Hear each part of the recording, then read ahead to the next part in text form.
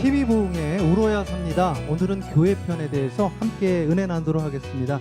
오늘 이 그룹 토크 이 5번째 시간에는요, 교회에 대한 고민과 눈물에 대해서 우리 목사님들과 그리고 우리 평신도들과 함께 이야기 나눠보도록 할 텐데요. 다들 연예인 같으시고 또 젊으셔서요, 저도 힘이 나는데 우리 다시 한번 우리 서로 응원하는 의미에서 박수 한번 더 치고 시작할까요? 아유, 감사합니다. 예. 예, 오늘 이렇게 함께 나와주셨는데 먼저 우리 함께 나눠보고 싶은 것이 어떻게 이 교회에 개척을 하게 되어지고 어떻게 또 우리 목사의 길을 걸어가게 되어졌는지 우리 목사님들 좀 자유롭게 한번 이야기 나눠주시면 좋을 것 같아요. 어느 분이 먼저 이야기하면 좋을까요? 정기정 목사님 저하고 눈이 마주쳤는데 사실 정기정 목사님이 여기 가장 젊으신 것 같고, 정기정 목사님 제가 이야기 좀 듣기로는 치대생이셨는데 목사길을 걸어간 또 특별한 이야기가 있어요. 좀 이야기 좀 나눠주시죠. 예, 저는 사실 목사의 길을 걷는다는 것은 상상해보지도 못한 사람이고요. 어려서부터 장로가 돼서 목사님들을 도와야겠다 하는 마음으로 선교의 꿈을 안고 치과대학을 진학하게 됐습니다. 근데 4학년 때 미국의 한 목사님으로부터 이제 미국에 와서 공부하고 또 한화 청년들을 맡으면서 신학의 길을 가지 않겠나는 제의를 받았는데, 그때 마침 제가 결혼을 일찍 했었고 기도원에서 저와 아내가 큰 은혜를 받고 내적 치유를 받고 있을 때 하나님께서 마지막 날 한 번도 와보지 않은 이 미국 땅의 수많은 사람들이 하염없이 울고 있는 모습을 보여주셨습니다. 그래서 그 모습을 보고, 그때가 치과대학 4학년 2학기 여름방학 때였는데 그 여름방학 동안에 졸업하고 먼저 짐을 미국에 보내고 그렇게 9월에 7월이 방학이었는데 9월에 미국에 들어와서 이렇게 사역을 시작하게 됐습니다. 그 쉽지 않은 결정이었을 텐데요. 치대생 그리고 한 학기만 더 하면 졸업까지 했을 텐데 졸업 6년제라서 2년을 더 해야 돼요. 아, 그렇군요. 예. 네. 그 제가 개인적으로 만났을 때는 공부가 제일 쉬웠다고 제가 참 듣기 불편했는데 예. 그럼에도 불구하고 이 LA에 있는 청년들 그 어떤 눈물을 보셨기 때문에 그런 그 참 큰 결단인데 그런 결단을 하게 됐을까요? 많은 분들이 어떻게 그걸 놓고 왔냐라고 말씀하시는데, 저는 말씀드리는 것은 누구나 그 모습을 봤더라면 하던 일을 계속 할 수 없었을 거라고 그렇게 저는 생각을 하고요. 그리고 왜 내려놨냐, 더 하고 오지라는 말씀에 대해서는 저는 내려놓은 게 아니라 하나님께서 이 제가 세운 길과 그리고 하나님께서 원하시는 길이 있는데 더 좋은 걸 붙잡은 것이지 제가 뭔가를 내려놓은 게 아니라고 굳게 믿거든요. 그래서 저는 정말 행복합니다. 네. 네, 그 하나를 포기한 것이 아니라 더 좋은 것을 붙잡았다. 이게 참 충격적인 말씀인데요. 저는 주님, 제가 주님 때문에 이거 포기합니다. 이런 기도 많이 했는데 목사님을 통해서 제가 더 좋은 거 붙잡았습니다. 이렇게 고백해야 되겠네요. 우리 임경남 목사님도 한번 어떻게, 임경남 목사님 사실 제가 목사님은 아닐 줄 알았어요, 목사님. 어떻게 목회의 길을 걸어가게 되셨는지. 저 같은 경우는 하나님의 이제 부르심이라고 결론적으로는 알 수 있었는데, 어렸을 때부터 이제 생각했던 행복에 대한 정의 그리고 이제 성공에 대한 정의를 이제 고민하는 시기가 좀 있었어요. 근데 행복에 대한 정의는 답게 사는 거거든요. 가장 그리스도인답게, 그리고 가장 뭐 가난하면 가난한 사람답게, 부자면 부자로서의 책임을 다하는 그런 답게 살 때가 제일 행복하다라는 정의는 내렸었는데, 과연 나는 이제 성공한 사람인가라고 이제 30대가 넘어서 고민을 좀 하다 보니까 어렸을 때 내렸던 성공에 대한 정의가 무엇이냐면 내가 태어났을 때보다 좀 내 주위를 좀 낫게 만드는 것, 좀 밝게 만드는 것이 저 개인적인 어떤 성공의 정의였었어요. 그래서 과연 나는 성공했나라고 봤을 때 그렇지 않더라고요.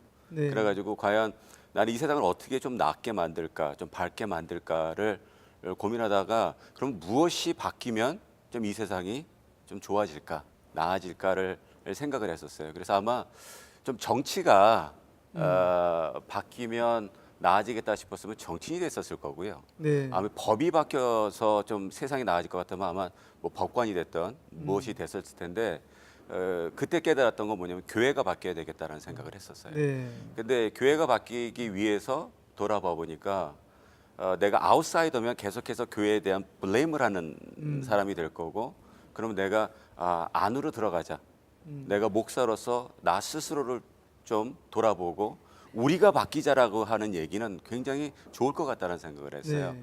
그래서 목회의 길을 좀 걷게 된 케이스입니다. 그 교회가 바뀌어야 되겠다고 생각했던 그런 이유가 있을 것 같아요. 교회의 어떤 부조리한 모습을 보신 건가요? 뭐 그런 것보다는 예. 예수님께서 제자들에게 너희들이 세상의 빛과 소금의 역할을 감당하라 그랬는데 교회가 세상을 향해서 뭐라고 얘기를 했냐면 너네들아 왜 이렇게 썩어 있어?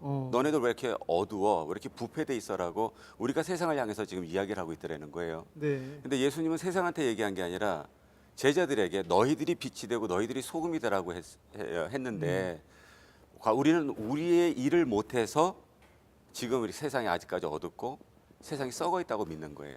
네. 우리가 우리의 할 일을 못해서.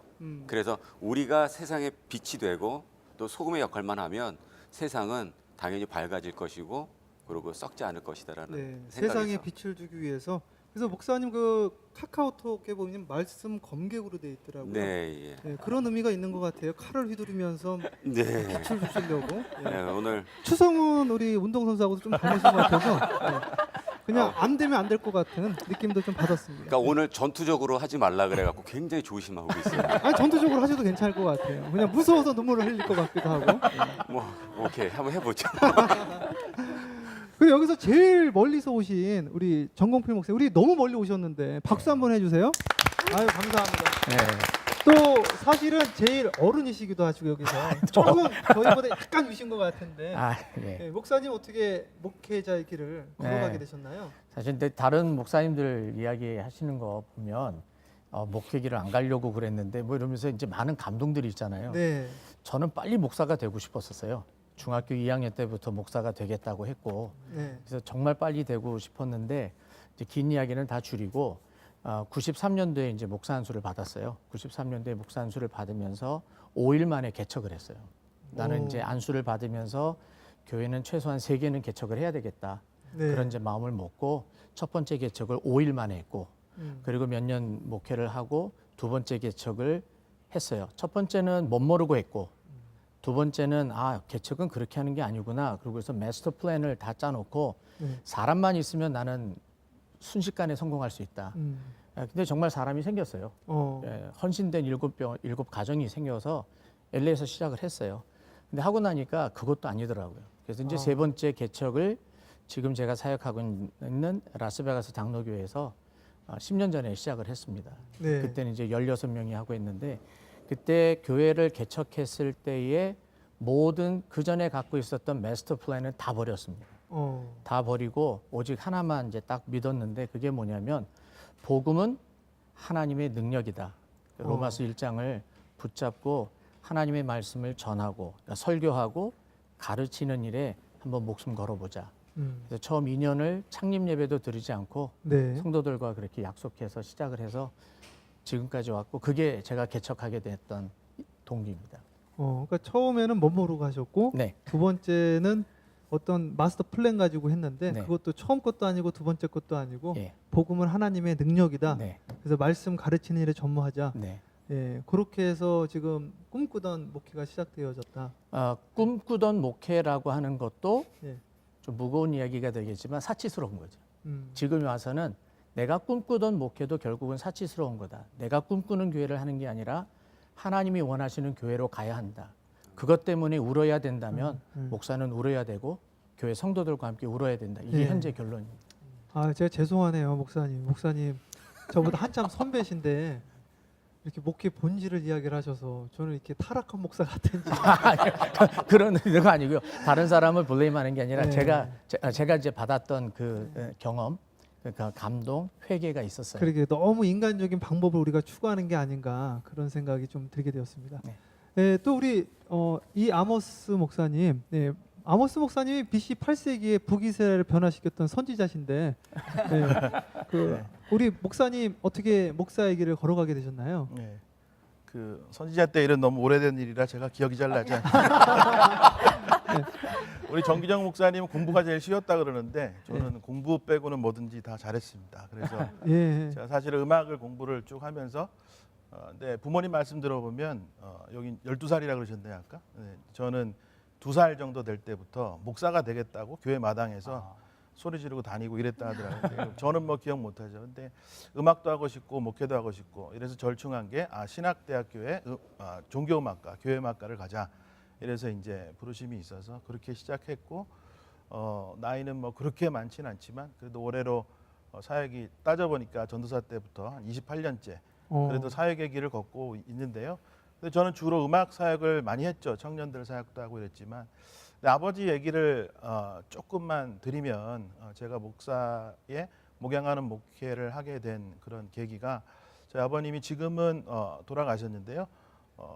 어떤 제가 이제 그 대학교 이제 졸업할 때쯤 돼서 아버지가 몸이 많이 아프셨어요. 그래서 시한부 판정을 받으시고 그리고 이제 얘기가 길지만 저도 짧게 하면 저희 자녀들 저 사형제가 있는데 불러놓고 그 얘기를 하시더라고요. 아버지 자신도 미래를 꿈꾸면서 많이 살았는데 이렇게 하나님 나라에 갈 때가 다가오니까 그것보다 더 중요한 것은 오늘 이 시간에 하나님이 우리에게 물을 때 나에게 물을 때에 나는 과연 뭐라고 대답할 수 있겠는가 거기에 자신 있는 그런 삶을 살았으면 좋겠다라고 하시면서 목회를 하는 목사가 되었으면 좋겠다라고 얘기를 하셔서 그러다 보니까 이제 공부를 더 해야 되겠기에 한국에서도 신학교를 졸업했지만 더 공부하기 위해서 미국으로 오게 되었죠. 그래서 그러다 근데 교회 개척한 얘기가 길지만 저는 좀 특이하게 뭘 잘 해보자라는 목표를 가지고 개척한 것이 아니라 실제로 한국에서부터 전도사 사역도 안수받고 2005년도에 쭉 목사로 사역하면서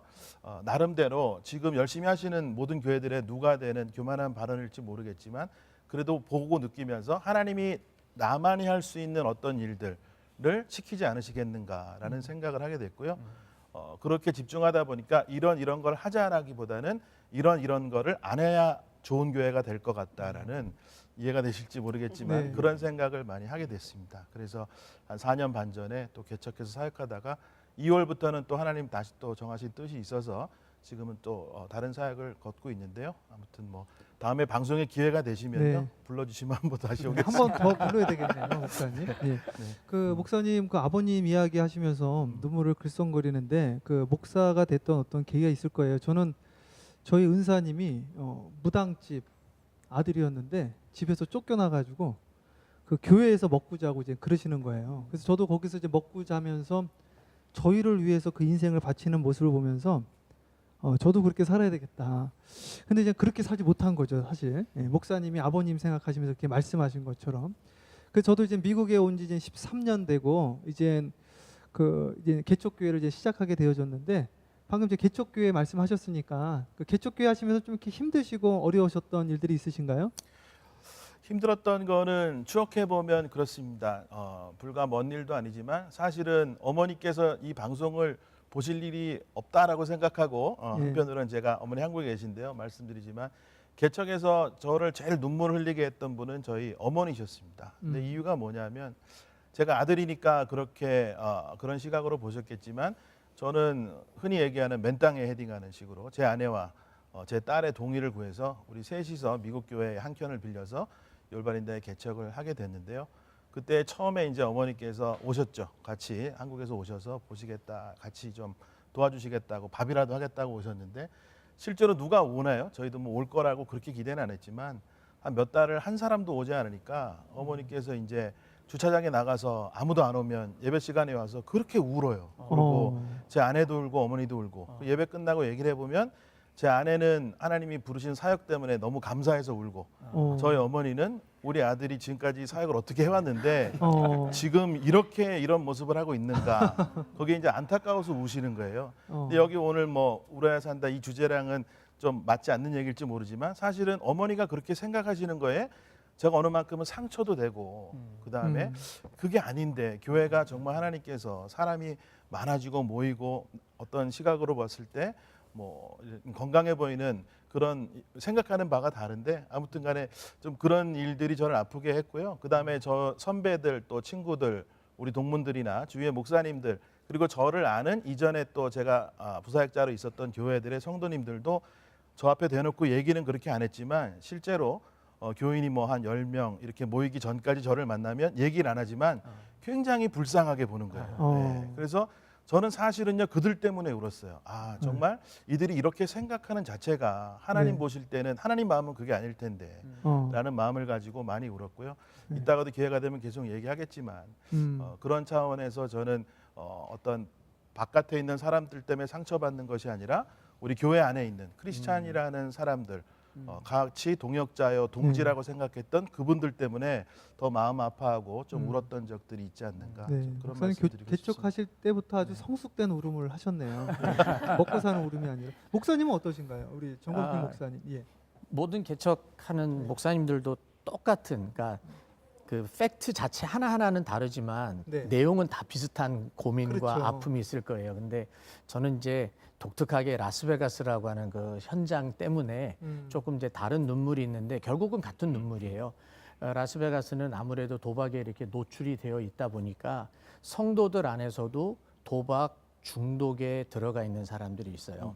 근데 그 도박 중독자들 때문에 단도박도 조금 사역은 해봤지만 제가 할 수 있는 일이 아닌 거예요. 그러니까 예를 들면 뭐 긴 얘기를 뭐 밤새고도 할 수 있지만 두 가지만 케이스를 든다면 한 경우는 여자분이 도박을 하셔가지고 아내가 네. 나이가 많으세요. 그런데 남편도 자식도 다 떠났어요. 그래서 그 집을 찾아가면 이거는 완전히 폐허 같은 느낌, 집이.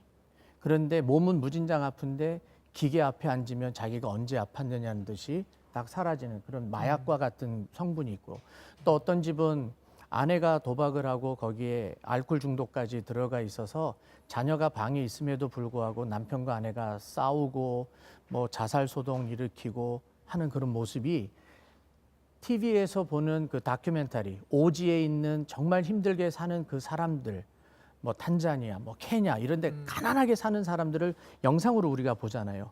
영적으로 보면 딱 그 장면이에요. 근데 제가 울었던 거는 그들한테 해줄 수 있는 게 아무것도 없어요.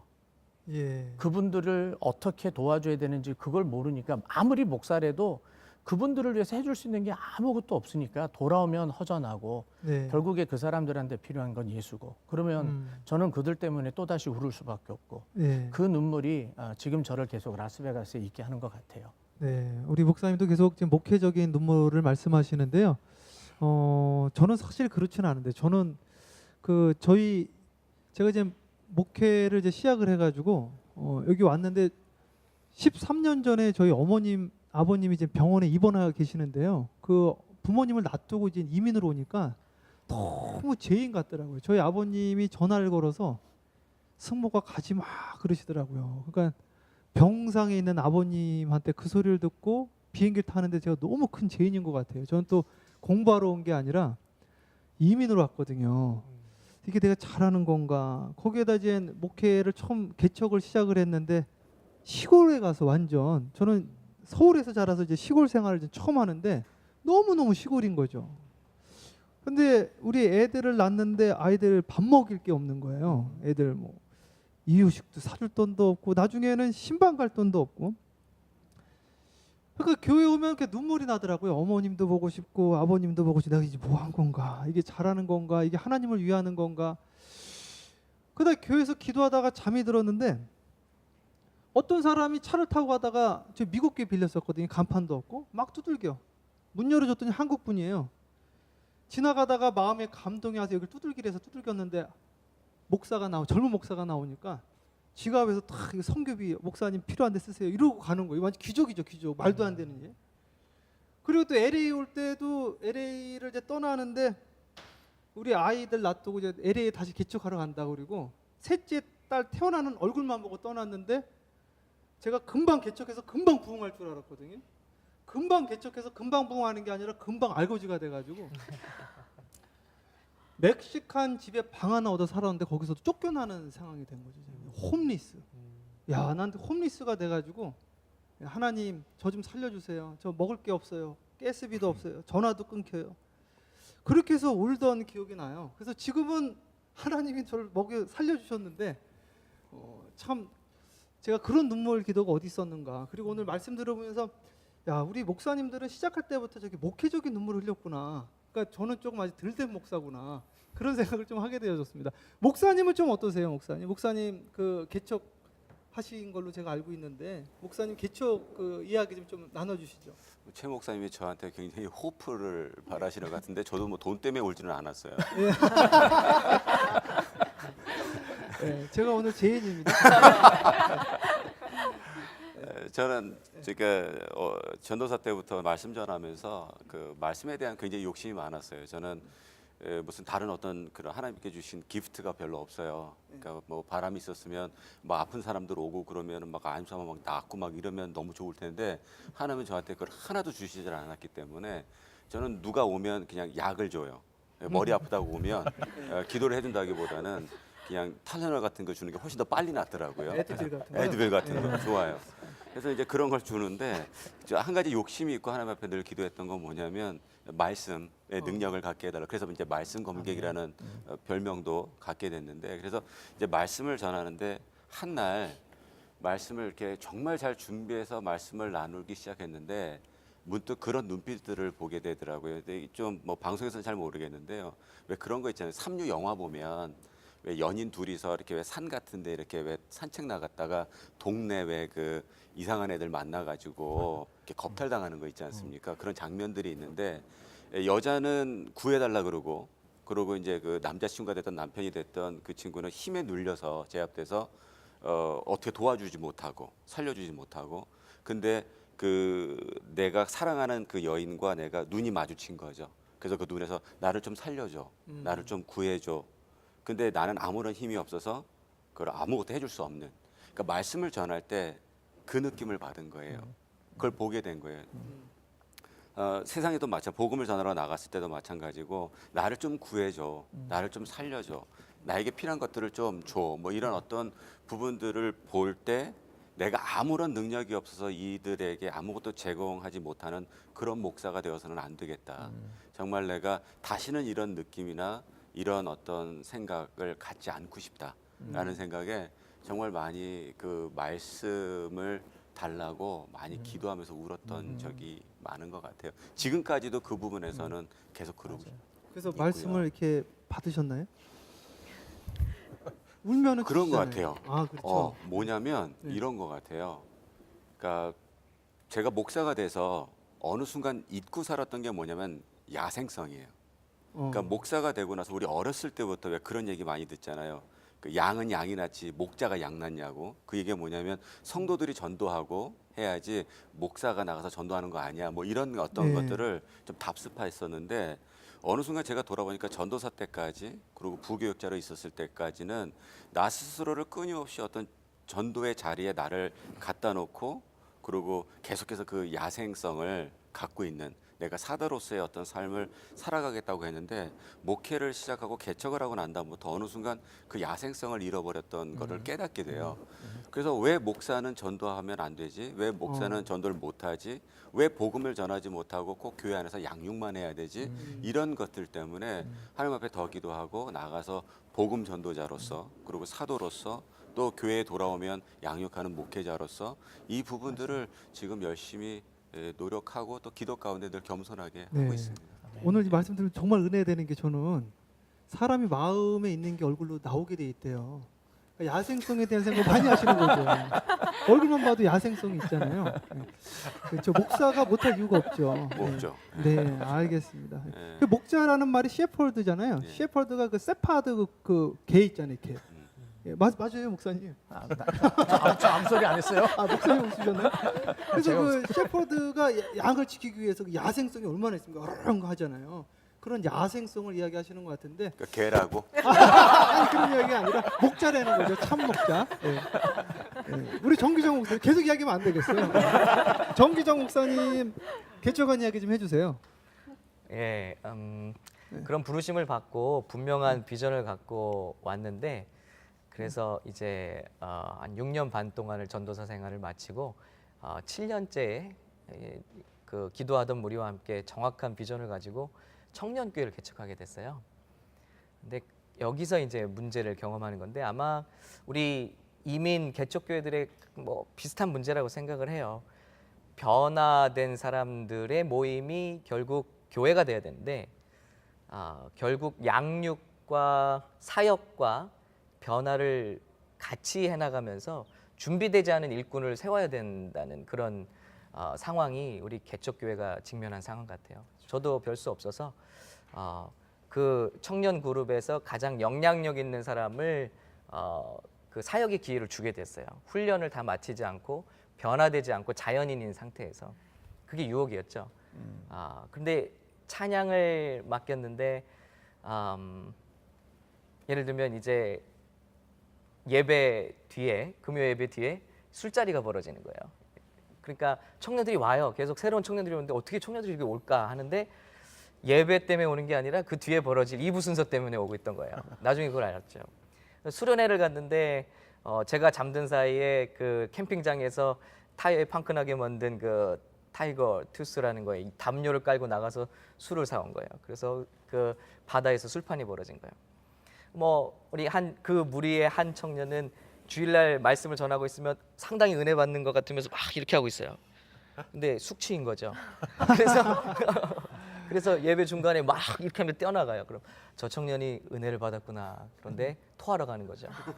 그런 어려움을 보면서 그러나 직면하기 힘든 그런 상황들을 보면서 정말 울었어요.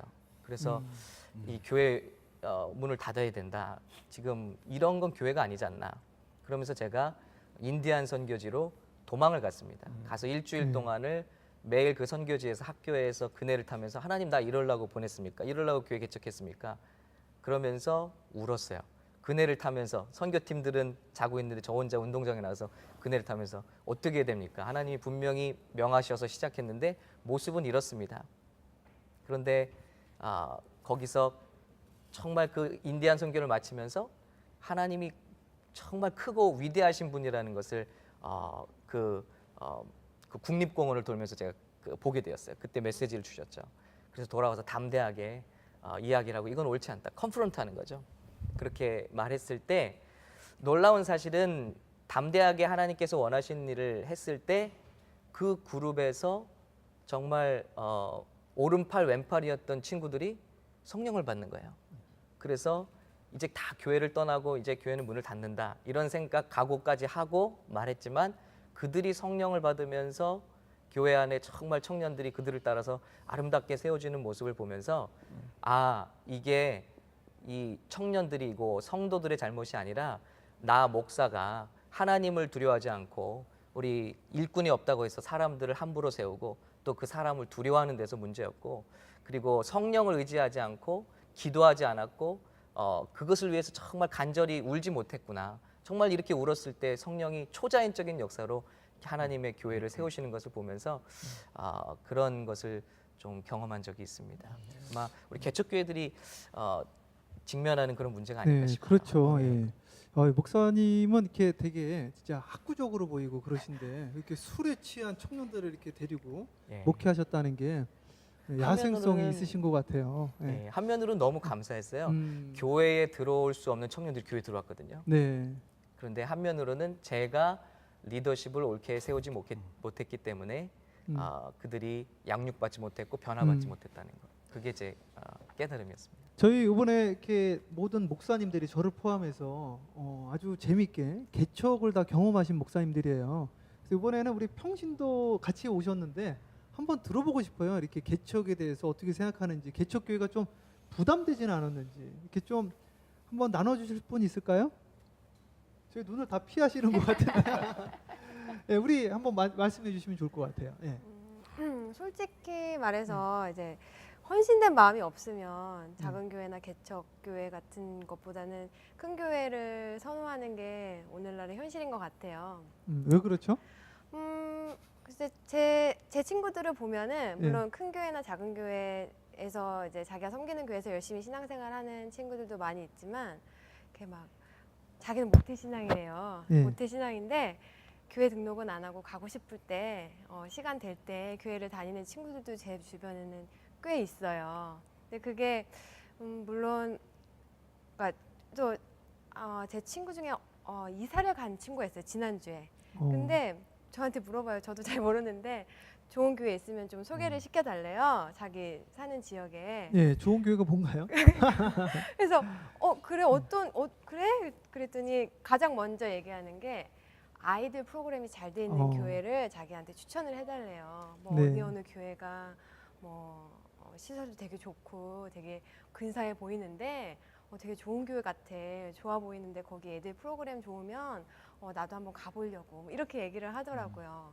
근데 물론 그러니까 큰 교회여서 좋은 시설이고 뭐 이런 것도 그런 거지만 그 친구는 그러니까 교회를 자기가 가고 싶을 때 가고 안 가고 이런 친구였기 때문에 자기가 교회를 가든 안 가든 뭐 헌금을 뭐 내든 안 내든 그런 거에 좀 이렇게 눈치 보지 않고 자기의 필요에 따라서 이렇게 하고 싶은 거예요. 네. 근데 작은 교회는 그게 불가능하잖아요. 그렇죠. 만약에 너무 티가 나니까 너무 빠져도 티가 티가 나고 나고. 네. 안 가봐요. 전화 오고 네. 연락 오고 찾아오고. 네. 그러니까 물론 그게 좋은 면일 수도 있지만 그런 것들을 되게 부담스럽게 생각하는 게 굉장히 많은 것 같더라고요. 네, 우리 안정희 자매님이 그 이야기 해주셨는데 그런 부분이 있군요. 그래서 평신도 이야기 듣는 게 참 중요한 것 같아요. 저는 사실은 그런 이야기 많이 들었거든요. 전화가 와요. 전화 와서 목사님 거기 교회죠? 그런 다음에 네, 나 너무 감사한 거죠. 이제 오신다는 이야기니까 반은. 근데 제일 먼저 하는 이야기가 몇 명 모여요? 이러시더라고요. 처음에 개척했을 때 저희 몇 명 모여요? 그러면 네, 그리고 그냥 끊으시고 안 오시는 거죠. 이게 너무너무 큰 상처예요, 사실은. 그 나중에는 뻥튀기입니다, 이거를. 최대한 이 개수를, 그 사람 숫자를 늘리는 거죠. 그리고 왔는데 또 이게 적으면 또 실망하고 그렇게 하시더라고요. 네. 우리 형제님도 한번 이야기해 보세요. 네. 저는 오히려 반대 케이스인데요. 아, 그래요? 교회를 네. 어렸을 때부터 다니다가 네. 개척 교회를 찾아간 케이스입니다. 근데 저한테 있어서는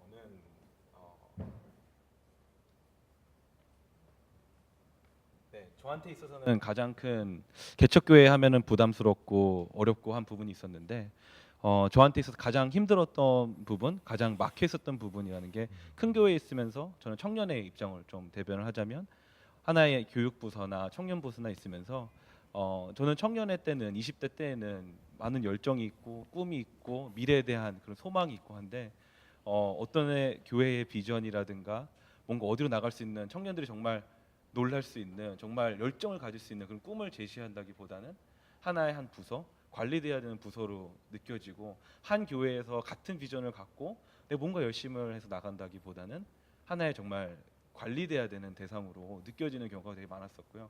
반면에 지금 제가 있는 교회는 제가 다니던 대형 교회는 아니지만 정말 소명이 있고 정말 사실은 이 개척교회라는 것을 저도 다니면서 그 전에 있었던 것보다 많은 일들이 주어지게 되고 시간들이 할애가 돼야 되고 정말 육체적인 노동도 할애가 돼야 되고 정말 많은 어려움들이 있지만 그 아무리 많은 어려움이 있더라도 바꿀 수 없는 것은 소명이 있고 소망이 있고 정말 내 가슴을 뛰게 할 수 있는 무언가가 있기 때문에 하나님께서 내가 원하시는 게 여기 있다라는 확신이 있기 때문에 어렵다 힘들다라는 것은 어떻게 보면은 그거에 비해서는 그 목적과 내 정말 가슴을 뛰는 그런 꿈이 있기 때문에 하나님께서 주시는 꿈이 있기 때문에 그런 것들을 쉽게 이겨낼 수 있다고 생각이 듭니다.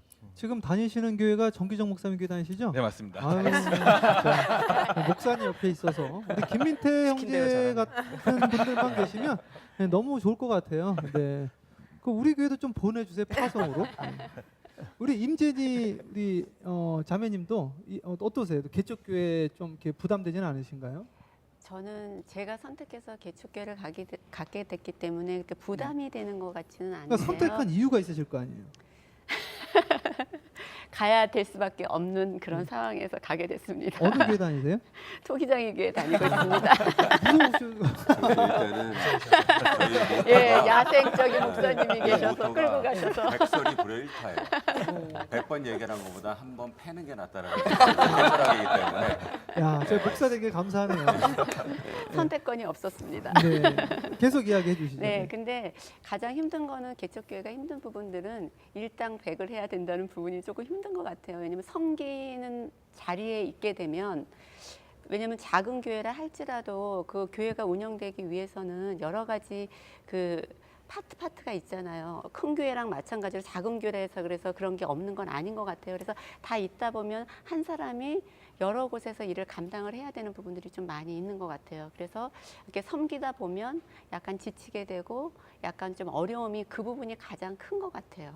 근데 개척교회에서 또 좋은 거는 아까 형제님이 말씀하신 것처럼 저희들이 또 일을 하면서 거기서 얻어지는 그 은혜가 더 훨씬 더 많은 것 같아요. 큰 교회는 그냥 왔다 갔다 하는 그런 부분이 많고 또 내가 나서서 일할 수 있는 부분이 적은 부분에 있는데 저희가 이렇게 작은 교회를 섬김으로 인해서 또 많은 것들을 또 느끼고 또 은혜에 대한 감사가 있는 것 같아요. 그래서 좋은 것 같아요. 네, 얼굴에요. 네. 은혜 받고 있다라고 써 있어요. 감사합니다. 너무 감사해요. 감사합니다. 우리 한 번 더 우리 이마리아 맞죠? 네. 우리 자매님 개척교회에 대한 좀 이렇게 부담감이 있으신가? 어떻게 생각하세요? 그 부담감이라는 거는 사실 그 교회의 특성에 따라서 다른 것 같아요. 개척교회의 이제 그 목적에 따라서 다른 것 같은데 이제 제가 느끼기로는 이제 사람을 붙잡으려는 교회가 있는 것 같고 성향이 그리고 또는 이제 정말 비전이나 복음을 붙잡고자 하는 교회가 있는 것 같아요. 그렇군요. 그래서 이제 사람을 붙잡는 그런 케이스의 교회라면 사람들이 이제 부담을 느낄 수가 있는 것 같아요. 딱 보면 느껴지나요? 그렇죠. 아무래도 이제 전화번호로 시작을 한다거나 뭐 이런 것들 있잖아요. 그러니까 물론 모든 교회가 그런 시스템이 잡혀 있는 거는 중요한데 예. 뭐 안 오면은 뭐 매일매일 전화해서 뭐 왜 안 오셨어요 이런 부담, 그러니까 이런 것에 의해서 오는 부담감 그런 거를 사람들이 그 케이스에 따라서 느낄 수 있을 것 같다는 생각이 들고요. 반대로 예. 네, 반대로 뭐 복음과 비전을 붙잡는 교회라면 일단 내가 거기서 얻을 것이 있는 거잖아요. 내가 그곳에서 복음을 받을 수 있고 그렇죠. 내가 그곳에서 영역을 회복하고 주님을 만날 수 있고 한 그런 이제 배울 것이 있다. 그런 면에서 봤을 때는 그런 것에서 이제 제가 찾아가게 되지. 예, 제가 찾아가게 되지. 그들이 뭐 전화를 해야 하나? 이런 그렇죠. 생각을 하게 됐어요. 제가 궁금한데 말 끊어 죄송한데 네네. 그러니까 우리 교회 찾아갔을 때 저도 좀 네. 배우려고 네. 찾아갔을 때 전화번호부터 하면 붙잡으려고 하는 거나 네. 반대로 이 비전을 주는 교회는 어떻게 알 수가 있어요? 설교 말씀 들으면 이제 말씀 네, 속에 말씀 말씀이 중요하네요, 목사님. 말씀 공부. 예. 네. 그렇군요. 네. 우리 이 시간 계속해서 이렇게 너무 화기애애하고 은혜가 지금 넘치는데요. 이 시간에 우리 찬양 하나 듣고 부흥회라는 게 원래 찬양 듣고 말씀 듣고 이게 부흥회잖아요. 사전적인 의미는 쇠퇴하던 것이 흥해지는 것을 부흥이라고 그러더라고요. 그래서 어떤 분은 이게 무슨 토크지 부흥회입니까? 그러신 분이 있는데 사실 성경에 보면 예수님이 계속 질문을 하시더라고요. 너는 나를 누구라 하느냐? 그리고 또 질문하는데 누가 이 사람의 진정한 이웃이냐? 그러니까 이렇게 묻고 대답하는 가운데 주님께서 복음의 진리를 가르쳐 주신 것 같아요. 그래서 오늘 이렇게 우리가 질문하고 대답하면서 복음으로 더 가까이 가는 줄 믿습니다. 네, 우리 이 시간에 찬양 하나 들으려고 하는데요. 우리 아모슬리 우리 목사님이 원래 이제 아주 성악하시는 목사님이시거든요. 우리 박수로 우리 찬양 듣도록 하겠습니다.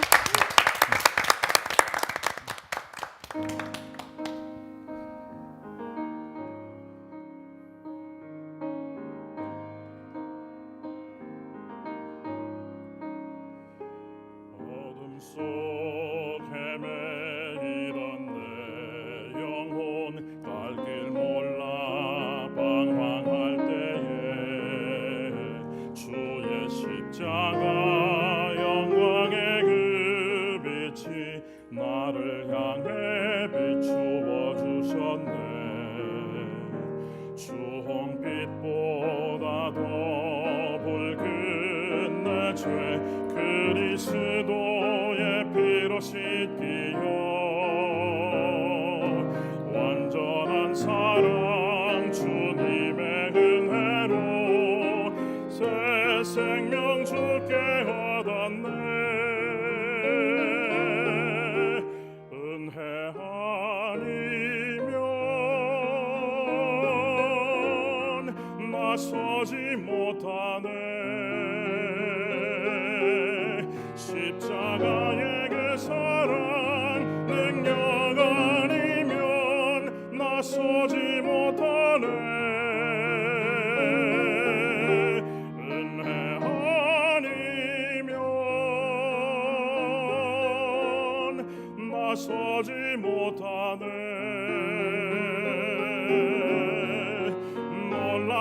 사랑 그 은혜 아니면 나서지 못하네.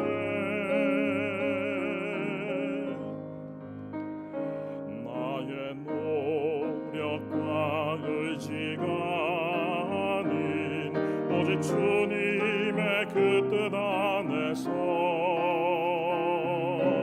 외로운 자라 내게 말씀하셨네. 완전하신 그 은혜로 은혜 아니면 나서지 못하네. 십자가의 그 사랑 능력 아니면 나서지 못하네. 은혜 아니면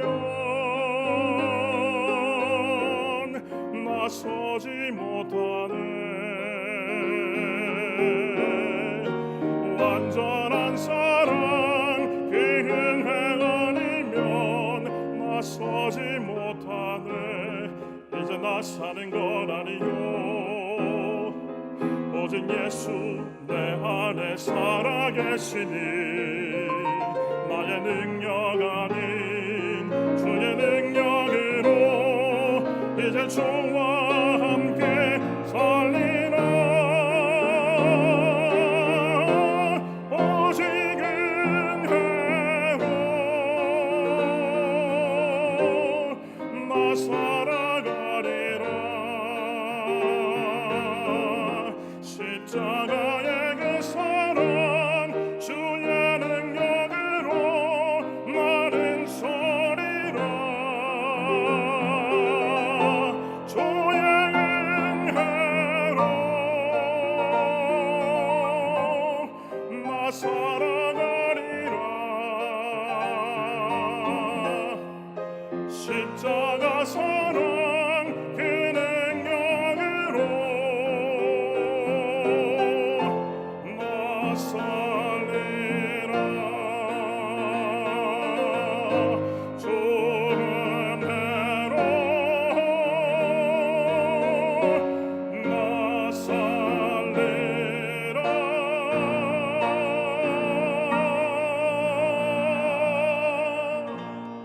아멘. 아유, 감사합니다. 네, 은혜 아니면 정말 우리가 살지 못하고 그 은혜 때문에 여기까지 걸어온 것 같습니다. 네, 우리 이 시간에는 우리 시청자 전화 한번 연결해 보도록 하겠습니다. 우리 전화가 왔다고 하는데요. 우리 이 방송을 우리 보고 계시는 우리 시청자 한 분이랑 한번 이 교회란 무엇인가 한번 이야기 나눠보도록 하겠습니다. 네, 전화 연결됐나요? 네, 안녕하세요. 네, 소리가 좀 잘 안 들리긴 하는데 우리 조금 더 볼륨을 올려주시면 좋겠네요. 네, 안녕하세요. 네, 저기 핸드폰으로 저 시청을 인터넷으로 하다가 그 우리 사역자님들 그 교회에 대해서 말씀드리는 게 있어서 제 경우를 잠깐 소개시켜 드릴까 하고 전화드렸어요. 네, 본인 소개를 먼저 좀 해주시면 좋겠습니다. 예, 소리 좀 더 네. 크게 해주시고, 예, 예. 예, 저는 부에나파크에 살고 있는 안집사고요. 네. 저기 세 자녀를 제가 키우고 있는 싱글 데디예요. 네, 조금 주제가 너무 네, 이야기 들었습니다. 예, 세 자녀를 키우시는 싱글 데디라고 들었습니다. 예, 예. 네네. 그래서 제가 그 교회를 저희가 이제 쭉 다니다가 이혼한 경우라서 그런 그 이혼한 가정들이 요즘 많이 이제 그 발생하는데 제 경험을 좀 말씀을 같이 쉐어할까 해서 전화드렸고요. 네, 감사합니다. 예. 저는 이제 여러 가지 이혼의 이제 경우가 여러 가지 있겠지만 저는 좀 충격적으로 이제 예상치 못했던 이혼을 당하고 그리고 그 아이들을 키우게 돼서 그 여러 가지 감정적으로 혼란과 분노와 여러 가지 힘든 상황을 교회 내에서 겪게 됐어요. 네. 그래서 그런 그 어려움 속에서 제가 이제 다니던 교회에 그 도움을 요청하고 또 여러 가지 그 이제 어떻게 해야 되는지 그런 상담을 원하고 그랬었는데 예. 제가 6년 전에 그랬는데 그 당시도 그런 것들이 준비되어 있지가 않았었어요. 아, 그러니까 그거에 준비가 안 됐었군요. 교회가 그러니까 자녀에 대한 그 배려라든지, 그렇죠? 네, 그렇죠. 예. 그래서 제가 찾다가 그 주위에 있는 미국 교회를 찾게 됐어요. 네. 근데 그 미국 교회는 그런 이혼 가정과 이혼 당한 아이들을 위한 프로그램이 너무 준비가 잘 돼 있더라고요. 아, 그렇군요. 사실은 저희 교회도 그런 프로그램은 준비가 안 돼 있네요. 지금 말씀 듣고 보니까요. 예. 네, 그래서 제가 진짜 그 미국 교회에서 한 6개월 정도 그 네. 아이들과 제가 굉장히 많은 치유를 받아서 예. 진짜 그 많은 도움이 됐는데 그래서 이제 찾다 보니까 한 군데가 그런 프로그램을 한인 교회가 하고 있길래 그 교회에 가서 그 프로그램을 통해서 아이들과 제가 계속해서 지금 거의 6년 동안 치유를 받고 회복되고 올바르게 설 수 있는 그런 그 시간을 보냈어요. 예. 그래서 제가 이제 교회에 요즘 바라는 게 뭐냐면은 요즘 뭐 결혼하면 거의 뭐 50% 반 이상이 이혼한다는 그런 세대가 됐잖아요. 네. 그래서 그런 프로그램들을 한인들을 위해서 교회들이 준비하고 또 상처받은 그런 아이들을 위해서 그런 준비를 해주시고 또 그런 거에 더욱더 신경 써서 그 상처받은 그 한부모와 한 가정의 아이들을 치유할 네. 수 있는 그런 시간들을 갖고 준비하는 그런 사역자님들이 많이 나오시면 좋겠어요. 아유, 집사님 지금 이렇게 말씀해주신 조언 너무나 감사하고요. 그거 가지고 저희가 한번 우리 목사님들과 또 더 깊게 한번 이야기 한번 나눠보겠습니다. 저 전혀 생각하지 못했던 그런 부분을 말씀해 주셔서 저한테도 지금 이렇게 인사이트가 좀 있는데 그거 함께 계속 방송 시청해 주시고요. 그거 가지고 함께 이야기 좀 나누겠습니다. 감사합니다, 집사님. 너무 죄송해요. 이런 뭐 조금 예. 헤비한 얘기를 우리 전혀 그렇지 사역자님들한테 않고요. 저희가 말씀드려서. 조금 이걸 통해서 더 교회가 더 이렇게 예수님의 교회로 발전하고 더 옳은 길로 갈 수 있지 않을까 그런 생각이 들었습니다. 네, 감사합니다. 네, 감사하고 계속 시청 부탁드리겠습니다. 네, 고맙습니다. 네, 감사합니다. 네, 목사님 어떻게 들으셨어요? 목사님 제 옆에 계셔가지고 자꾸. 사실은 교회가 소셜 워커로서, 소셜 센터로서 이게 역할하는 게 맞나 이런 생각도 사실 들었는데 오늘 이 말씀 들어보니까 이거 약자잖아요. 또 이렇게 배려가 필요한 부분이고 그런 부분이 좀 있어야 되는 거 아닐까요?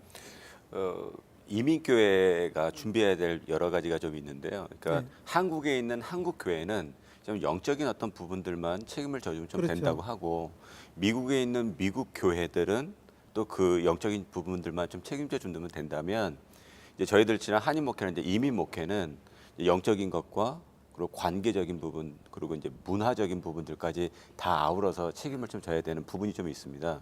그래서 지금 이런 부분들 같은 경우도 저희들도 좀 많이 고민을 했던 부분이기는 해요. 그런데 이걸 목회자가 뭐든지 다 하려고 그러면 절대 될 수 없는 사역이 되고요. 그렇죠. 그래서 제가 볼 때는 교회 안에서도 좀 전문 사역자들이 좀 많이 필요한데 그게 꼭 목사가 아니어도 전문 분야에서 그분들이 이것을 할 수 있는 그러니까 좀 네트워크를 이룰 수 있는 기관들이 있던가 네. 아니면 그런 좋은 평신도 사역자들이 있던가 해가지고 그 일들에 있어서 같이 일을 병행한다 그러면 충분히 교회가 작든 크든 다 저희는 이런 일들을 감당할 수 있다고 생각을 좀 해요. 그러게요. 우리가 저런 부분을 좀 이렇게 해야 되지 않을까. 저도 처음에 제가 개척한 곳이 이민 초기 정착 지역이었거든요. 그 당공장이라고.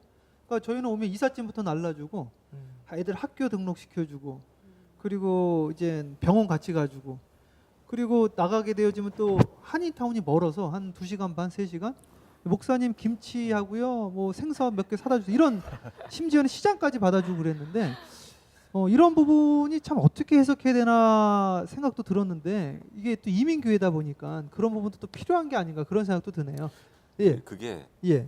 그러니까 본인이 갈 수 있는데 시키는 거하고 그렇죠. 정말 갈 수 없는 상황에서 부탁을 하는 거하고는 다른 거거든요. 그런 네. 또 냉철한 그렇네요, 진짜. 네. 생각해 보니까 네. 이게 본인이 할 수 없으니까 학교 가서 그렇죠. 통역이 필요하니까 예. 병원 가서도. 그런데 이건 할 수 있는데 목사님 이거 하세요, 저거 하세요, 이거 좀 문제 있다. 심각하죠. 조금 전에 그 전화를 해주셨던 분의 내용은 우리가 마켓을 가느냐 안 가느냐 이런 정도의 문제가 아니라 심각한 그렇죠. 문제거든요. 예. 심각한 문제인데 이게 아까 조금 전에 우리 정기성 목사님 말씀해 주신 거하고도 다 연관이 되는 것 같은데요. 상담을 요하는 거예요. 근데 하나의 소망을 갖는 것은 많은 목사님들이 상담학을 공부를 하셨고 하고 계시는 분들이 생각외로 지금 많다는 거죠. 그러면 인력 자원은 이제 한인 이민교회, 미국에 있는 그 이민교회 안에 인력 자원들은 서서히 준비가 되어져 가는데 이제 큰 교회나 작은 교회나 사실은 거의 마찬가지인데 우리 작은 교회, 그러니까 개척교회를 놓고 이야기를 하면 지금 생존이 사실은 어떨 때는 더 급할 때가 있어요. 뭐 렌트비를 못 낸다든가, 그렇죠. 사람이 뭐 안 와서 그 사람을 찾아간다. 사실 여기에 지금 목이 급하게 걸려 있거든요. 그런데 그렇다고 해서 정 목사님 말씀하신 것처럼 아무나 세울 수도 없고 목사가 하나부터 열까지 다 할 수도 없고 그럴 때 이제 사람은 한편으로는 잘 준비시켜서 잘 세울 수 있어야 되고 한편으로는 목사가 내가 못하는 부분인데도 내 이 성도를 빼앗길까봐 놓칠까봐 자기가 혼자 다 하려고 하는 욕심도 내려놓고 그러니까 네. 전문 사역자 우리 교회를 이분이 안 나오신다 할지라도 전문인한테 맡겨줄 수 있는 용기 네. 그런 용기가 우리 목사들한테는 필요한 것 같아요. 네. 우리 예언자 목사님, 아모슬리 목사님 어떠신가요? 그런 것 같은데. 예. 사실은 이제 더 깊이 있게 좀 들어가 보면 할 얘기가 많지만 시간이 없는 관계로 그런 것 같아요. 중국에 이제 저는 가보진 않았지만 뭐 가정교회들 암암리에 이렇게 조심스럽게 모이는 교회들이 이름이 있는 교회는 없는 것 같아요. 그죠? 그래서 그렇지만 우리가 교회라고 부르고 어느 곳에 누가 가면 돕잖아요. 동지로서 서로 도와주고 이 사람이 저기로 가면 저기로 가라 해서 도와주고 저희가 한번 교회 장소를 옮길 일이 있어서 금방 저희 교회에 조인한 어떤 젊은 부부를 근처에 있는 두 교회 제가 너무 좋아하고 믿을 만한 목사님 교회를 소개를 해줬어요. 한 달 정도를 우리 교회에 나왔는데 교회가 이전하는데 너희들은 교회가 가깝다 그래서 오지 않았느냐. 그러니까 이 두 교회가 너무 좋으니까 거기로 가라 이랬더니 저를 보더니 웃어요. 왜냐니까 처음 봤대요. 다른 교회 가라 그러는 목사님을 처음 봤다는 거예요. 그래서 아니다 그거는 우리가 똑같이 교회다. 간판을 걸었지만 하나님 입장에서 보면 우리가 편의상 간판에 이름 샘물교회, 라스베가스 교회 뭐 이런 식으로 다 간판을 이렇게 걸었지만 하나님 입장에서 보면 동일한 교회다라고 보면 어떤 교회들마다 하나님의 부르심이 분명히 있을 거 아니에요. 그러니까 저희 교회 만약에 마약 하는 사람이 왔어요. 그러면 저희가 그 사람을 수용할 수 있느냐? 시스템이 안 돼 있기 때문에 수용 못 하거든요. 네. 동성 결혼 뭐 이런 동성애로 성 정체성 혼란스러운 사람이 왔다. 나중엔 준비가 될지 몰라도 지금은 안 된단 말이에요. 그래서 이런 것들이 매트릭스가 잘 돼 있고 교회 간에 서로 신뢰가 돼 있다면 어느 대형 교회든 아니면 준비되어 있는 교회에 우리가 언제든지 가라 할 수 있는 이런 어떤 유니버설한 개념의 한 교회로 본다면 일들이 가능하지 않을까 싶은 생각이 있고요. 그렇지만 네. 하나 퀘스천은 그게 있어요. 만약에 우리 교회에 잘 나오던 어떤 부부가 이혼을 하게 됐어요. 그러면 그럴 경우에도 과연 그 사람들을 이혼 전문으로 하는 돌봐주는 교회로 가라라고 할 수 있느냐. 그거는 교회의 문제라기보다는 또 그 성도로서 함께 섬겼던 그 사람들의 어떤 마음가짐이라든지 신앙의 어떤 이런 정도가 또한 그 사역을 또 어떻게 이루어 나가야 할지 또 그런 해결 방안들이 또 다르게 펼쳐질 수 있지 않을까 그런 생각도 좀 해봅니다. 목사님 말씀 들으면서 그 해결책을 제가 찾았어요. 저는 개인적으로 이걸 교회가 다 하려고 할 필요가 없겠구나. 방금 이야기 들으면서 교회마다 특성화가 있는데 그런 특성을 갖고 있는 교회에 보내도 되겠다. 이 공교회 개념으로 이게 다 무조건 내 교회만 하고 내 교회에서 이것도 준비하고 저것도 준비하고 이러는 것이 아니라 그러니까 목사님 아모스 목사님 교회에서 그 사역을 감당할 수 있으면 그 교회에 보내드리는 것도 이게 하나의 공교회 개념으로 참 좋겠다. 그런 생각을 했습니다. 네. 정기정 목사님 어떻게 들으셨나요? 저는 우리 성도님 전화 들으면서 예. 우리 이민교회의 책임도 크다고 생각을 합니다. 왜냐하면 믿지 않는 사람들이야 쉽게 만나고 헤어질 수 있지만 성도들이 신앙생활하다가 헤어지는 것은 교회도 책임이 있다고 저는 생각하거든요.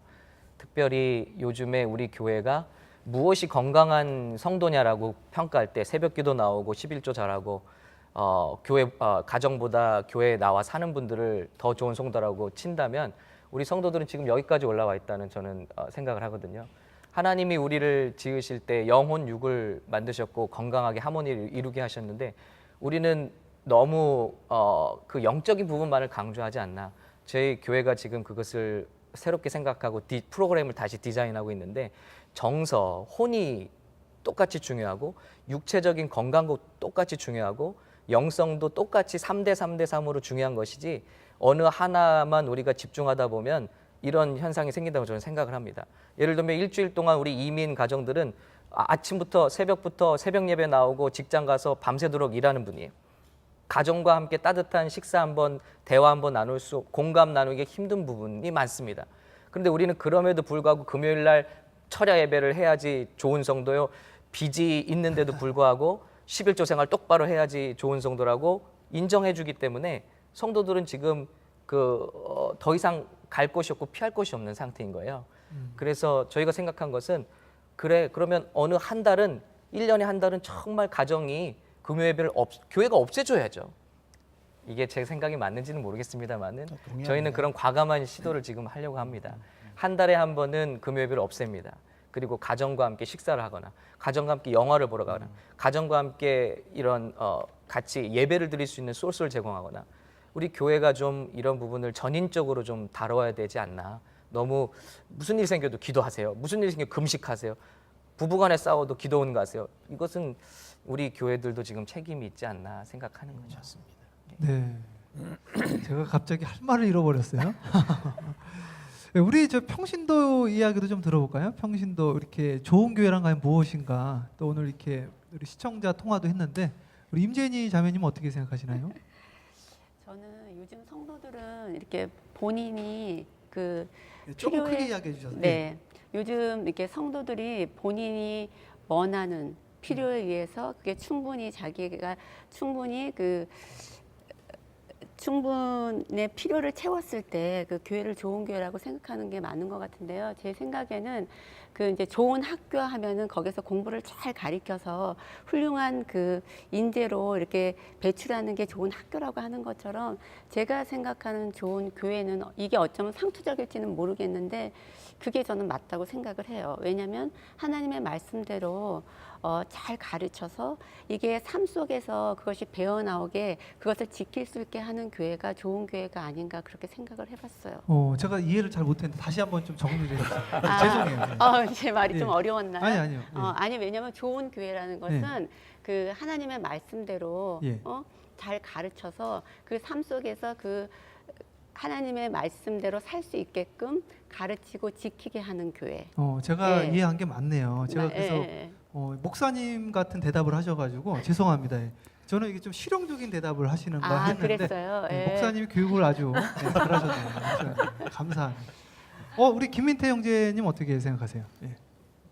네, 저도 말씀 들으면서 굉장히 많이 동의를 했던 것 같습니다. 정말 교회를 통해서 정말 우리 일터에서 저희 교회 안에서만의 사역이 있는 것이 아니라 우리가 나가서 예배자의 삶을 매 직장이든 학생이든 살아야 되는데 그것을 교회에서 도울 수 있고 어떻게 보면은 가정이라는 거에서 어떻게 보면 하나님의 주신 가장 첫 번째 공동체라고 생각을 하는데 이것의 행복을 가질 수 있게 분명 아름다운 가정은 무엇인지 정말 그리스도인의 삶은 무엇인지에서 정말 올바른 가르침을 받고 그 열매들이 삶 속에서 나타날 때 그 성도들의 아니면 그 교회의 그 열매들을 통하여서 그들의 성품을 통하여서 그리스도인을 얼마나 닮았냐를 통하여서 정말 이게 좋은 교회인지 아니면 열매를 보고서 이 교회가 발휘하고 있지 않는지를 또 볼 수 있지 않을까 이런 생각을 들으면서 했었던 것 같아요. 네, 이런 이야기를 그냥 평신도에서 이게 나온다는 게 참 저는 이 TV 부흥에 정말 은혜가 넘칩니다. 우리 이마리아 자매님 어떻게 생각하시나요? 좋은 교회란? 네, 제가 생각했을 때 좋은 교회는 우선 복음이랑 비전이 되게 중요한 것 같아요. 제가 아까 이제 사람 붙잡는 교회랑 이제 비전과 복음을 붙잡는 거에 대해서 말씀드렸었는데 이제 첫 번째 복음 같은 경우에는 교회에서 진짜 참 복음을 가르쳐야 되는 것 같아요. 그래야지 이제 참 복음이란? 참 복음이란 그 복음의 능력이 나타나야 된다고 저는 생각을 하거든요. 그러니까 예를 들면은 그 복음에 의해서 내가 사랑하는 사람이 된다거나, 그러니까 가정이든 이웃에게든 사랑할 수 있는 사람, 그런 능력을 복음으로서 받는 그런 것도 중요하다고 생각하고요. 네. 또 이제 죄에서 돌이키는 그런 복음의 능력도 나타날 수 있겠고, 네. 그런 회개를 통해서 이제 깊이 더욱더 주님을 만나는 것도 되게 중요하다고 생각하고요.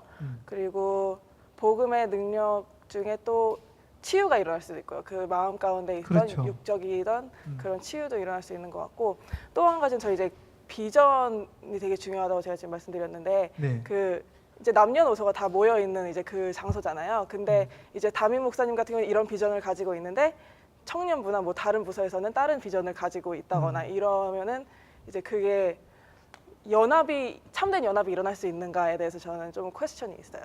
네, 그래서 이제 그 모든 부서마다 물론 형태는 다르겠지만 한 비전을 가지고 나아가는 게 저는 되게 중요하다고 생각해요.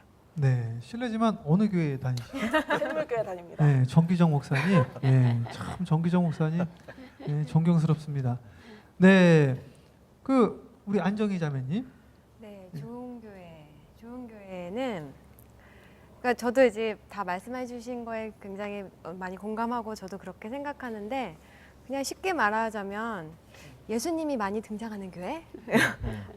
설교 말씀에든 뭐 성도 간의 교제든 목사님과의 대화든 아니면 세상에 나아가서 사람들을 만났을 때도 복음을 부끄러워하지 않고 이렇게 복음이 살아있는 교회, 그리고 또 복음대로 사라지는 교회, 그런 성도, 그런 내가 될 수 있는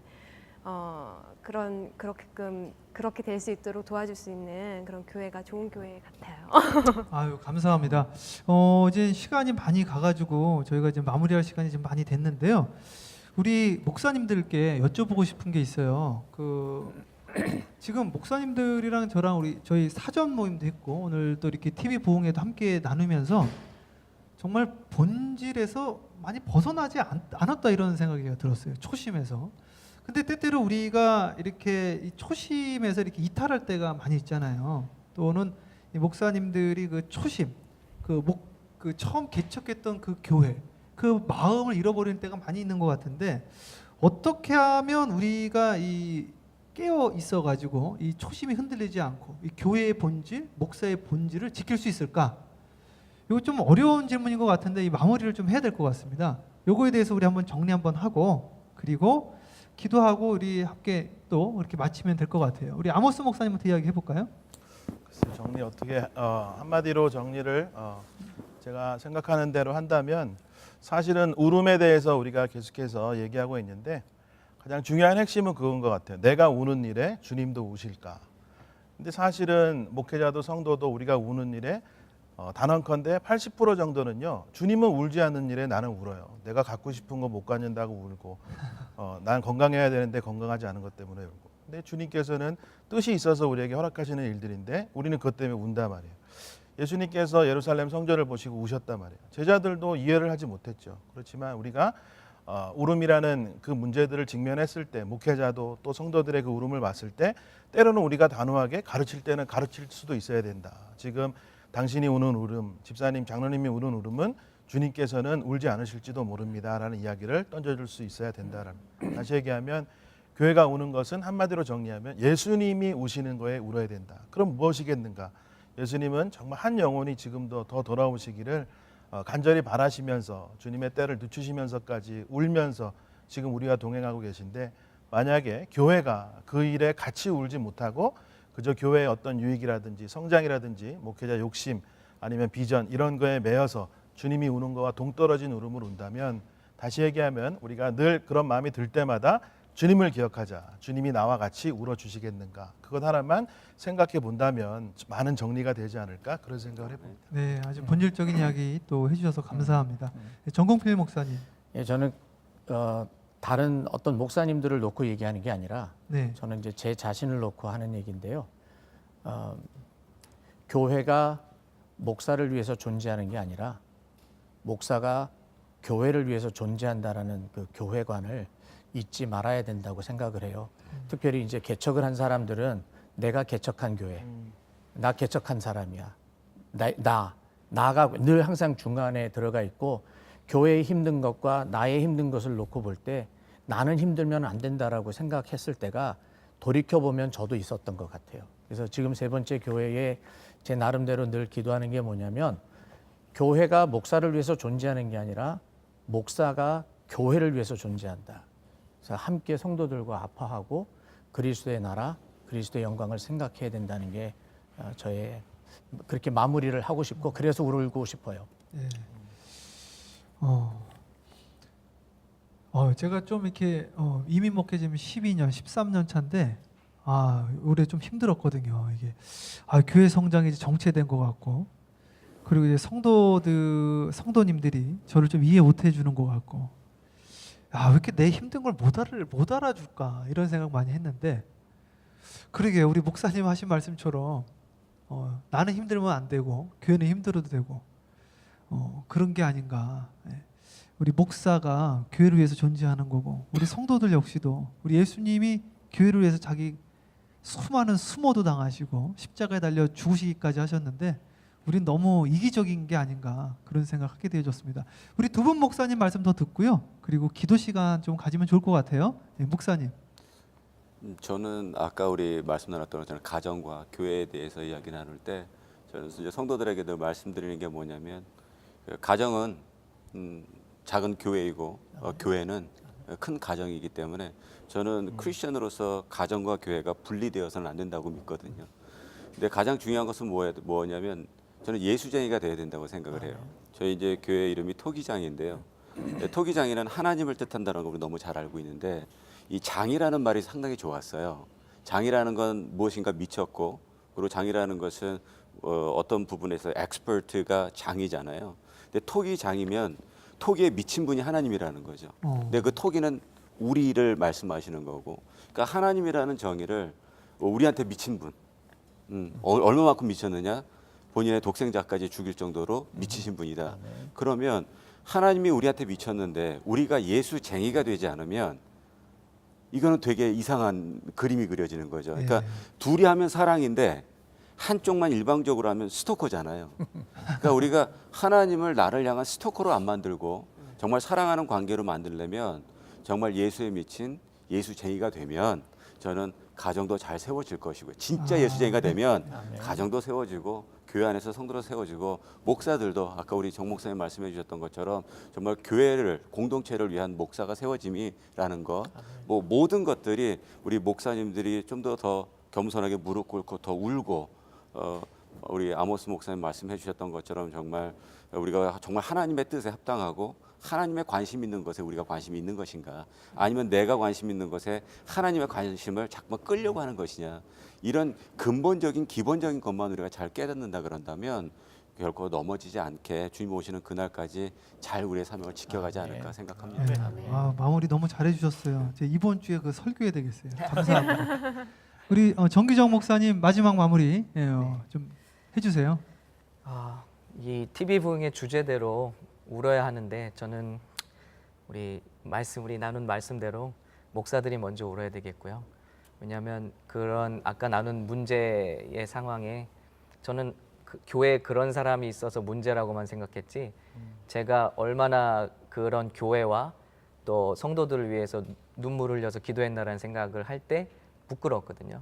그리고 실제로 그렇게 기도했을 때 변화가 일어났었고, 그래서 우리 목사들은 성도들을 위해서, 참 목자는 양을 위해서 생명을 바친다고 했으니까, 그런데 두 번째는 성도들도 울어야 될 것 같아요. 그런데 참 양은 목자의 음성을 듣는다고 그랬거든요. 그러니까 물론 예수님의 우리 음성을 듣지만은 또 어떤 하나님께서 인치신 또 그런 리더십들과 또 목사님들 통한 하나님의 말씀을 순종하고 듣는 게 성도지, 교회만 다닌다고 또 성도는 아니잖아요. 목사도 다 신학대학을 나왔다고 목사가 아닌 것처럼. 그래서 정말 오늘 주제대로 양쪽이 다 같이 교회를 붙들고 운다면 뭔가 귀한 붕의 역사가 일어나지 않을까 생각합니다. 아멘. 목사님 마무리 잘해주셔서 감사하고요. 양은 목자의 음성을 듣는다고 그랬는데 우리도 그럼 목자잖아요. 목자로서 역할을 했는데 우리의 울음소리가 들려야지 양이 우리 목자도 우는구나 하면서 우는 게 아닌가. 교회가 왜 안 오는가? 목사가 안 울어서 안 울었구나. 오늘 대답을 찾았습니다. 오늘 이 시간에 지금 시간이 많지는 않으니까 한 1, 2분 정도 우리 통성으로 기도하면 좋을 것 같고요. 그리고 마무리 기도는 이 모임에서 그래도 가장 어른이시고 가장 멀리 오신 우리 라스베가스에서 오신 우리 정공필 목사님께서 마무리 기도 그렇게 해주도록 하겠습니다. 우리 이 시간에 주여 한번 부르고 뜨겁게 한번 같이 기도드리도록 하겠습니다. 다 함께 우리 교회를 위해서 다 함께 우리 시청자 여러분들도 함께 기도해 주시면 감사하겠습니다. 여러분들을 섬기는 교회를 위해서 목사님들을 위해서 또 우리 다 함께 주여 한번 불러 기도합니다. 주여! 할렐루야. 사랑과 은혜가 충만하신 아버지 하나님의 사람들이 하나님의 교회를 생각하며 기도하십니다. 아버지 저희들이 한 시간 지나가니 아버지 TV 보면 울어야 산다. 아버지 하나님 이 시간에도 하나님 앞에 경건함으로 부르시는 우리 사역자들과 모든 성도들 교회들 세워주실 수 있도록 주님 아버지 하나님 썩어져가는 세대에 오로지 소망하는 우리 가정과 교회를 경험하고 있어요. 아버지께서 하나님 먼저 부르신 우리들 하나님 앞에 모으면 복음 앞에 온전히 설 수 있도록 하시고 오로지 세상 영역이 아닌 아버지의 영역을 붙잡고 아버지 하나님 주님 앞에는 겸손함으로 설 수 있도록 진정함으로 나아갈 수 있도록 주님 주시옵소서. 전능하신 아버지 하나님, 우리가 함께 모여서 이야기할 수 있는 시간을 주셔서 감사합니다. 우리에게 눈물을 허락하여 주시되 인간적인 눈물이 아니고 가식적인 눈물이 아니라 하나님의 마음, 예수 그리스도의 고통, 성령님의 그 애통하시는 모습을 보고 하나님의 나라와 복음과 교회와 성도들을 위해서 우는 아름다운 사람들 되게 하여 주시옵소서. 아멘. 우리의 뜻을 이루지 않게 하시고 아버지의 뜻을 이루게 하여 주시옵소서. 세우신 교회 위에 성령님 역사하여 주시옵소서. 예수님의 이름으로 기도하옵나이다. 아멘. 아멘. 우리 하나님께 영광의 박수 돌리겠습니다. 감사합니다.